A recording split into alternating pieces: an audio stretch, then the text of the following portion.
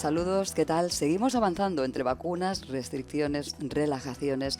Mientras en Nueva Zelanda por solo 3 casos de coronavirus se confinan unos 2 millones de personas en nuestro país, a pesar del degoteo de muertes cada día y del aumento de ingresos en UCIs, algunas comunidades empiezan ya a relajar restricciones o a pensar en ello. Hay descenso de contagios, sí, pero la cosa cambia en cuestión de horas, lo estamos viendo, y aún son demasiados contagios. El personal sanitario epidemiológico advierte que si se repiten errores, volvemos a caer. Así que viene a la mente una necesidad de sentido común. Hoy con Mati Gemmi quiero hablar de este concepto, de esa sensación que tenemos cuando algo no es lógico o creemos que no debería estar ocurriendo y por la que apelamos al sentido común. Señoras y señores, con todos ustedes, Estrella Fuertes.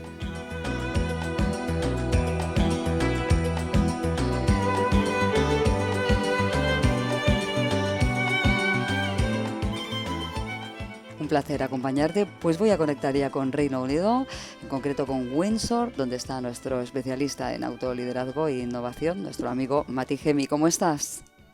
Hola Estrella, pues muy bien, con mucha ilusión por este año que estamos arrancando con un montón de energía y proyectos y con ganas de seguir aportando valor. Y que nieva, me decías, que eso es Sí, maravilloso para ti. sí, está justo nevando todavía y la verdad es que me imagino que hay una parte de mí que conecta con mi país de origen, con Finlandia. Luego además me encanta la nieve y además si llueve, si nieva no está lloviendo. Con lo cual la alternativa sería que estuviese lloviendo ahora mismo y la consecuencia, y esto me acuerdo cuando estaba en Finlandia en el servicio militar, justo antes de ir, el otoño anterior, mi prima me contaba que la diferencia entre un otoño o principio de invierno nevado y sin nevar es abismal, porque cuando en España en otoño cambia, en octubre cambia la hora, nos entra un poco la depre, el famoso SAD, ¿no? El síndrome que afecta un poco al sistema inmunológico y a la salud en general. Bueno, en Finlandia te puedes quedar con 4 horas de luz en el norte. Amanece a las 10 y oscurece a las 2, con lo cual es bastante más fuerte. Y claro, si ha nevado, la luz se refleja en la nieve y es mucho más bonito y tienes más luz, aunque esté oscuro, con lo cual eso que en España nunca pensaríamos, en el norte lo tienen clarísimo, ¿no? Un otoño o un invierno nevado es mucho más luminoso y alegre que todo embarrado y oscuro, ¿no? Maravillosa imagen, me quedo con ella, nos quedamos con ella. Bueno, hoy me gustaría hablar de un tema que yo no sé si ya de entrada del concepto tú lo cambiarías o no, y es el sentido común, esa especie de guía a la que a veces apelamos para que se haga lo que hay que hacer. En este contexto de la pandemia, pues se está hablando mucho de lo que es el sentido común, sobre todo por parte de la población, de la gente que pide que se ponga sentido común también a nuestras y nuestros gobernantes a la hora de decidir las restricciones y sobre todo cómo se está gestionando esta pandemia que continúa dándonos pues muchísima preocupación y un modus vivendi diferente al que teníamos antes de empezar la pandemia. ¿Qué es y qué te parece ese concepto, Mati?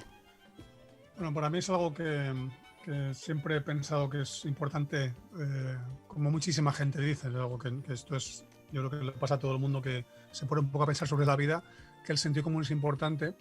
Quizá lo que no hacemos es analizar qué significa el sentido común, y de hecho te estaba escuchando hacer la pregunta y yo te estaba tirando dentro de mi mente como si fuesen... misiles. No, misiles, no, me sale una metáfora que es cuando alguien quiere subir una muralla y tiene que lanzar o con la ballesta, con el arco, la flecha por encima para que enganche como el ancla arriba, digamos, ese gancho y permita subir, ¿no? Y algo que yo siempre digo es que cuando alguien te cuenta algo nuevo, pues buscas dentro de tu experiencia y tus conocimientos qué cosas pueden ser útiles de cara a dar una respuesta inteligente o interesante para otra persona, ¿no? Y lo primero que me salía según estaba pensando es algo que hemos comentado yo creo más de una vez en entrevistas, pero que es difícil de ejemplificar en cierta manera, y es cuál es el nivel de conciencia de las personas que están, imagínate, en un grupo de 5 personas y donde todas quieren practicar el sentido común, pero claro, el sentido común depende de dónde lo han aprendido, por decirlo así. Si las personas se han criado juntas en el mismo país, misma ciudad, tienen la misma cultura y mismo nivel de desarrollo emocional, probablemente el sentido común sea algo obvio para todos. De hecho, algo que me encanta compartir a veces en mis clientes es la gente cuando habla de comunicación no se acuerda del origen del palabra, ¿no? Como decimos a veces así un poco de modo informal, y es que comunicar es poner en común. Y sentido común significa que todos tenemos la misma idea de lo que significa, porque está en común. Todos hemos acordado lo que implica. Pero claro, lo que no nos damos cuenta es qué es para mí sentido común y qué es para ti sentido común. Y puede ser una palabra que todo el mundo utiliza la misma, pero tener una acepción muy diferente. Con lo cual, lo primero es que el sentido común, desde mi punto de vista, tiene que ver con las experiencias y los aprendizajes históricos de cada uno, incluido, por supuesto, su cultura, y podríamos incluso añadir hasta el sexo.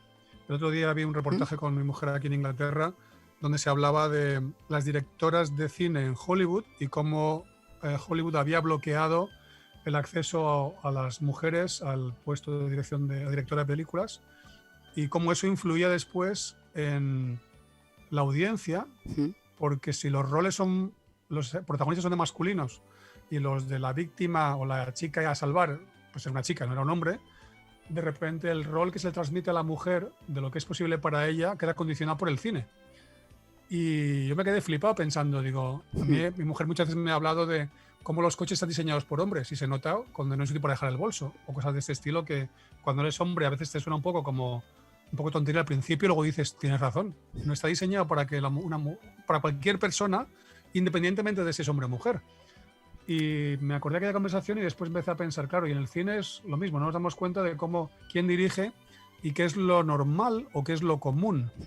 Y rescato todo esto para decir, claro, si se juntan dos personas y son del mismo sexo, etcétera, etcétera, etcétera, o sea, historia, nivel de conciencia, experiencia, etcétera, probablemente sea muy fácil llegar a un sentido común. Claro. Si con que sea hombre y mujer ya, el sentido común es distinto. Cuando tengan diferentes formas de ver la realidad, ya es distinto. Si tienen diferentes niveles de conciencia, que esa es la parte que a mí me fascina trabajar. Por ahí vamos a ir, sí. Mucho más distinto, porque si mi forma de ver la vida es no paro de sufrir, mis emociones habituales son desagradables y suelo sentir miedo, rabia, tristeza, pena frente a mi interlocutor o la otra persona en mi grupo, que suele sentir optimismo, coraje, confianza, amor incondicional, y queremos poner en común qué es lo que toca, va a ser muy diferente. Muy bien, pues si me permites, voy a ver qué nos dice Google sobre el sentido común y mira con lo que me encuentro. Esta es la definición de sentido común. Capacidad para juzgar razonablemente las situaciones de la vida cotidiana y decidir con acierto. ¿Qué te parece, Mati? Me encanta, porque ¿qué es razonablemente? ¿Cuál es el nivel de razón que tú tienes? ¿Cuáles son tus experiencias vitales? ¿Cómo tienes que ver la vida? Hablamos contigo hace un momentito de algo que estamos trabajando en nuestra empresa ahora con muchísima intensidad y estoy encantado de ello, y es ayudar a la gente a entender que lo que no ha conseguido en la vida hasta ese momento, o sea, todo el mundo sabe lo que no le gusta y le pasa, o lo que le pasa y no le gusta. Casi todo el mundo sabe lo que le gustaría que ocurriese en ese lugar, en ese momento, en lugar de eso. Poca gente, o no todo el mundo se da cuenta de qué obstáculos hacen que pueda estar experimentando lo que le gustaría, y lo que nos hemos dado cuenta es que lo que les impide detectar esos obstáculos es que o están pensando de forma equivocada o están actuando de forma equivocada. Y entonces la pregunta puede ser, vale, ¿cuál es la forma adecuada? Correcto. La forma adecuada es siguiendo los principios universales de esa disciplina. La gente que se mataba tratando de volar antes de que se descubriesen los principios de la aerodinámica no entendía que el ala tiene que tener cierta forma para que el viento sustente por la parte inferior la presión y por tanto permita que haya un planeo, como descubrieron los hermanos Wright y Kitty Hawk hace ya más de un siglo. Pero mientras no se descubrieron los principios de la aerodinámica, cada vez que se tiraba uno de alguna muralla o de algún acantilado, acababan espanzurrados porque no entendía la aerodinámica, los principios. Lo que nos ocurre hoy en día es que no entendemos los principios del autoliderazgo, y eso es lo que estamos trabajando nosotros con muchísima fuerza, porque nos hemos dado cuenta que vamos a ayudar a mucha gente cuando les ayudemos a corregir su forma de pensar y de actuar, porque entiendan cuáles son esos principios que nos estaban faltando y que impiden que nuestra vida sea más plena y que la lideremos en lugar de simplemente gestionarla o sufrirla. Y el autoliderazgo en el concepto de la pandemia y sobre todo estas críticas, te pongo un ejemplo, estos días una de las reivindicaciones, más que críticas, sobre todo reivindicaciones, es de los docentes en nuestro país, porque oyen que los políticos dicen que las aulas es lo más seguro y ellos reportan todo lo contrario, piden sentido común, es decir, no se corresponde lo que se dice con lo que la realidad muestra siempre a partir de los razonamientos de este colectivo, que se une para que sea uno mismo, y exponen esta situación. Desde esta base del autoliderazgo, ¿cómo debería enfocarse algo así? Y no me refiero solo al ejemplo de las aulas, a muchísimos ejemplos en relación a las gestiones que vemos de la pandemia. Por ejemplo, mascarillas no, mascarillas sí, toda esta situación. Se habla de sentido común. ¿Qué tienes que decir? ¿Qué te parece? Bueno, me está recordando una época cuando yo estaba trabajando de directivo en el mundo de la ingeniería y uno de los mercados que atendíamos era el sector naval. Y algo que hacíamos era, mandábamos a nuestros equipos de montadores al barco donde nos habían contratado y nos tocaba instalar todas las líneas de tubería de alta presión y baja presión y diferentes servicios que el barco tenía. Y una de las cosas que una vez ocurrió es que uno de nuestros jefes de montaje presentó un pedido y yo tenía que firmar el pedido de compra y decía que había que comprar una serie de mascarillas para los operarios y me acuerdo que me puso la hoja de pedido delante, vi el precio y dije, esto es muy caro, hay que buscar algo más económico.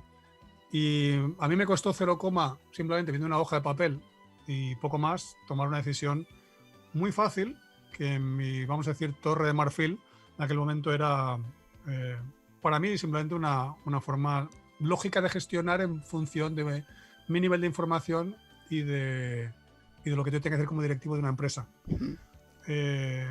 Pasaron 2 semanas y entonces fuimos justamente al astillero donde estaban trabajando uno de nuestros equipos y me acuerdo que pues, cuando visitabas como directivo era un poco ridículo porque llegabas con tu traje, pero llegabas al contenedor donde está nuestro taller y nos poníamos un mono de trabajo impecable, limpio, que se notaba que no éramos de allí y estábamos trabajando en el proyecto, te ponías tu casco y entrabas al barco y empezabas a ver lo que está haciendo tu equipo y empezabas a ver las instalaciones. Y en un momento determinado entramos en lo que se llama en un barco el doble casco, que es, no sé si lo sabes, pero los barcos hoy en día, muchos tienen no solamente lo que sería una cáscara, digamos, externa, sino que tienen doble. Sí. Titanic en su día ya se hablaba de esto en la película. Sí. Y de modo que si se avería o si se raja el casco externo, todavía el interno evita que el agua entre dentro del barco. Y estábamos en ese doble casco que medía aproximadamente como, no llegaba al metro de ancho, y estábamos andando otros 2 directivos, nuestro jefe de obra y yo. Y me acuerdo que según estábamos andando, de repente, en la parte superior, íbamos andando de lado, porque de hecho el barco era la parte curva, cerca de la proa, de repente, como 2 metros más adelante, alguien empieza a hacer un agujero en la cubierta con un electrodo para cortar y para poder pasar una tubería, y entonces empieza a entrar humo en esa zona. Y empezamos a asustarnos, y entonces me acordé de las mascarillas que yo no había probado para el equipo que estaba trabajando allí y que tan fácilmente yo había denostado o rechazado en mi despacho. En ese momento me di cuenta de lo que significa la empatía física, porque es muy fácil empatizar en teoría, pero no hay nada como empatizar en la práctica. Todo el mundo habla de ponerse los zapatos del otro, pero no te pones los zapatos físicamente, te pones metafóricamente. Yo ese día tuve la suerte de estar lo más cerca posible de esa empatía física, que evidentemente no es lo mismo que ser ellos, estar todo el día allí, pero de repente entendí a lo que se referían. Ese mismo día firmé el pedido sin ningún tipo de cuestión sobre preguntas sobre si aquello era caro o era barato. O sea, directamente yo no puedo dejar que gente de mi equipo esté aquí trabajando y pueda estar sin mascarillas tragando humo de algo así que pueden tener un problema grave. Con lo cual, creo que es muy fácil para un político opinar de lo que no experimenta desde la teoría y su torre de marfil, y no hay nada como vivir experiencias. De hecho, a raíz de esto que te he contado, Sí. yo implanté en la empresa un proyecto que ahora mismo no recuerdo exactamente cómo le llamábamos, pero consistía en que todos los directivos tenían que pasar por el extremo de la cadena de valor. Es decir, si tú estabas en compras, te tienes que ir al sitio donde había que comprar productos o donde tenía que utilizarse. Y yo recuerdo que estando, creo que fue el año 2006 o 2005, un 4 o 5 de enero estaba en Paracuellos del Jarama, cerca de Madrid, y yo hice de ayudante de un operario nuestro. Me acuerdo que estaba nevando además ese día, curiosamente, como hoy, y que mi trabajo era simplemente pasarle las llaves, mientras él cambiaba una serie de latiguillos hidráulicos en una máquina, que era un servicio que dábamos, y yo me dedicaba a ser el operario que le ayudaba a él, el asistente que le ayudaba a él, veía su trabajo y de paso le preguntaba por la estrategia de la empresa y cerraba el círculo. Se llamaba así además la metodología, cerrar el círculo. Y era no solamente verlo desde mi perspectiva, sino irme al otro extremo, ayudar a la otra persona para entender cómo es su trabajo, pero además preguntarle cómo intuye qué es lo que la empresa tiene que hacer para que yo cerrase el círculo de yo pinto la estrategia, pero cómo se ejecuta. Y yo creo que a los políticos les pasa lo mismo. Pintan la estrategia, pintan la política, pintan las leyes, pero no viven cómo se ejecutan. Por tanto, les falta información, es una empatía ficticia, donde el que lo vive tiene un feedback real, el otro tiene un feedback imaginario. Pintan la estrategia, pero les falta la vivencia, por tanto. Exacto. ¿Y cuál sería el paso? ¿Recuperar la vivencia como en el ejemplo que tú has vivido en tu propia...? Para mí es evidente. No hay nada... cuando eres padre, entiendes a tus padres, porque de repente tienes un bebé en tus manos y dices, ostras, esto vivieron mis padres. Cuando, no sé, de repente enfermas, entiendes a la gente que estaba enferma y antes no entendías. Cuando cualquier cosa que tú no entendías la vives, de repente ocurre una cosa que en nuestra metodología hablamos de 3 distinciones. Primero tenemos una etiqueta de lo que es. La etiqueta es más seguro estar en el aula que fuera. El concepto es la explicación, sí, porque ocurre esto, esto y esto y esto. Y la experiencia es lo que vives. Otro ejemplo que solemos poner como aprendí yo era, la etiqueta es maravilloso estar sin gravedad. La descripción, el concepto es sí, porque flotas. La experiencia es nunca estar en la luna ni en un avión sin gravedad, no tengo ni idea de lo que realmente significa esto. Y demasiada gente habla y tiene opiniones sin experiencia. Y es muy peligroso porque, claro, no sabes lo que estás hablando realmente, estás teorizando nada más, ¿no? Y ahí existe el método para crear esa realidad sin que exista, es decir, o tenemos que esperar a que nos toque vivirla. Bueno, yo diría que te acerque lo más posible. Muchas Claro. veces ocurren simulaciones. Yo recuerdo un programa aquí en Inglaterra que me enseñó mi mujer televisión, en la que a una periodista de unos 40 y pico años le dicen, si no te cuidas ahora, dentro de 30 vas a sufrir las consecuencias y va a ser muy grave. Y lo típico, bueno, sí, lo que tú digas. Y entonces le ponen a esta mujer una especie como de hombreras de plomo para que note el peso que una persona mayor va a sentir. Le ponen unas gafas que casi no permiten ver para que entienda cómo va a perder la vista, y le tapan los oídos para que solo pueda escuchar como escucha una persona mayor. Y entonces luego le dicen, ahora ponte de pie y vete a la habitación de al lado. Y cuando nota lo mucho que le cuesta y todo el proceso como lo hace, de repente dice, esto es lo que me espera si no me cuido. Dice, exacto. En ese momento esta persona vivió lo más cercano posible a tener 30 años más, sin cambiar su estilo de vida. Entonces, no hay nada como acercarnos a la vivencia lo más posible para tener empatía real y no solamente ficticia, que es lo que demasiada gente hace, ¿no? Otro ejemplo muy simple que me pasó una vez con mi hijo el pequeño, estábamos un día en la oficina, en donde está todavía la ingeniería, y él tenía como 4 años y tenía una máquina de vending delante, de esas altas, como de 2 metros de alto, y me dice, papá, quiero eso. Y le digo, ¿qué quieres, Tommy? Y me dice, eso. Y digo, no sé qué es eso. Y justo estaba trabajando con mi coach en aquella época el tema de la empatía. Y entonces me acuerdo que le dije, espera un segundo, me puse en cuclillas, con mi cabeza a su altura, miré su dedo y dije, joder, es que desde aquí cualquier cosa es eso. Y claro, como no empatizamos, pretendemos que desde nuestro punto de vista tiene que ser todo obvio, pero tu punto de vista es muy diferente al del otro. Semanas más tarde me pasó igual con él un McDonald's, quería aquello, estaba en el suelo, le levanté, le puse encima del mostrador y con el dedo pinchó el cartel y dijo, quiero esto. Dije, vale, perfecto, gracias, hijo, ya sé lo que quieres. Demasiadas veces nos pasamos el día jugando con esa empatía ficticia que impide tomar decisiones correctas y hacerlo mejor, o lo que el sentido común diría, ¿no? Empatía, qué maravilloso concepto y qué poco lo vemos, sobre todo en lo colectivo. Es decir, o no, pero por ejemplo, en el sector de la política, otros sectores, pero parece que la empatía tenga nombre y apellidos, ¿verdad? Parece que sea algo como muy, muy individual. ¿Cómo llevar a lo micro lo que es macro? Es complicado, ¿verdad, Matías? Bueno, yo creo que me está Es recordando decir, el político podría ser un aprendiz de lo que estamos hablando en este momento. Debería ser. A ver, todos los aprendices de todo, porque nos pasamos el día aprendiendo y ampliando la zona de confort. El que piensa que haya llegado está emocionalmente muerto, porque ha dejado de aprender. Por lo tanto, aprendices sí o sí todo el tiempo, en todas las facetas, al menos cuando nos toca aprender ese día. Igual el día que nos toca explicar algo, pues te pones más el sombrero de especialista, pero yo incluso cuando explico desde el sombrero de especialista me paso el día aprendiendo, con lo cual me encanta, porque creo que es inevitable y además es necesario que no pares de expandir tus conocimientos y experiencias, ¿no?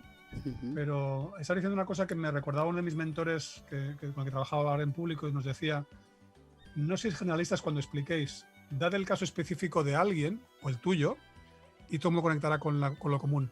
Da lo común y nadie conectará contigo.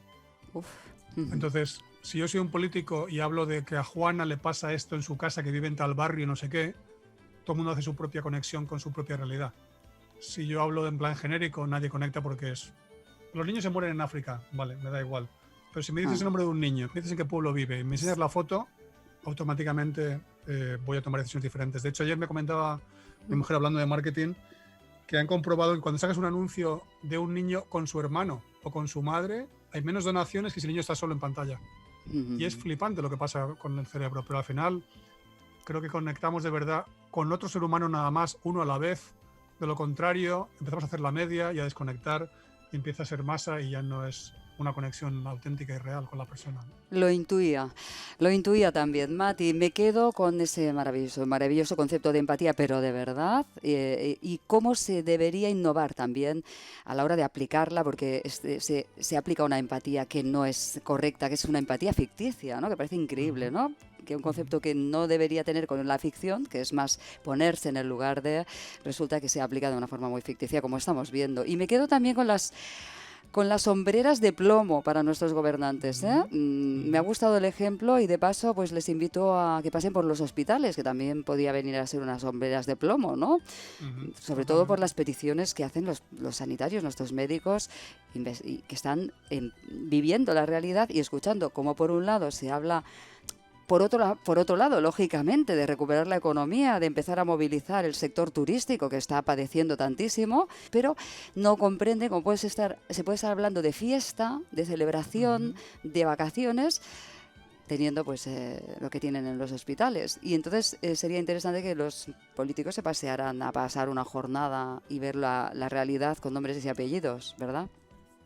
Totalmente, al final. De hecho, estabas diciendo también esto, me acordaba de Boris, aquí nuestro Boris Johnson en Inglaterra, el día que pilló COVID, hace ya bastantes meses, y fue salir del hospital con un nivel de agradecimiento espectacular. Creo que era auténtico, creo que no era ficticio. ¿Sí? ¿Lo crees? Sí, creo que había una parte que efectivamente, no sé cuánto miedo pasó, dejó de pasar, pero lógicamente verse cuidado, entender lo que se estaba viviendo, creo que para él fue una suerte. No sé lo que ha influido después en sus decisiones, pero en aquel momento creo que se dio cuenta de cosas que seguramente desde su despacho no iba a entender, porque al final tenemos poca imaginación los humanos. Sí. Muchas veces no usamos en plan negativo. Vale. Pero cuando realmente experimentamos las cosas es cuando las entendemos. Todo lo demás es pura teoría. Bueno, pues nos lo vamos a dejar aquí, pero nos queda pendiente para otro episodio, ¿eh? ¿Cómo desarrollar un método para que pudieran apuntarse aquellas personas y colectivos, incluso sectores de negocios y también de la política? ¿Por qué no? Yo no sé si te has planteado o si has tenido clientes políticos. No me atraen. La verdad es que me encantaría que existiesen, no, pues seguro que existieran, pero bueno, que hubiese políticos que realmente buscan el bien común, buscan el win-win-win, como nosotros decimos. Y seguro que los hay. Podría ser, ¿verdad? Me creo que son minoría porque también ocurre minoría en la población en general, con lo cual no es tanto cuestión de clase política, sino que todavía creo que nos toca evolucionar como humanidad y nos toca elevar el nivel de conciencia y darnos cuenta que lo único sostenible es cuando todos ganamos. En el momento que alguien pierde, deja de ser sostenible. Es un reflejo de la sociedad, los políticos. Es un reflejo, ¿no? Una representación de lo que ocurre en la sociedad. Sí, inevitablemente. No creo que haya que pensar que son una especie aparte. Pues entonces el que está bien somos nosotros y ellos están mal y ya estamos en la actitud equivocada. Seguiremos hablando, hemos hablado de sentido común y sobre todo también de esta empatía tan necesaria, tan importante en nuestros días. Así que, Mati, te veo, te escucho y nos hablamos la semana que viene. Como siempre, muchísimas gracias. Un abrazo. Muy bien. Otro por aquí. Muchas gracias. Hasta luego. El sentido común está conectado a la empatía social, por lo que es importante tenerlo despierto. Así que cuando el sentido común nos da señales de que algo es inadecuado, injusto o de riesgo, vale la pena hacer algo, porque a mí me lo parece. Hacer algo también es de sentido común. Es todo por hoy. Muchísimas gracias por escuchar. Estrella Fuertes. La clave del éxito.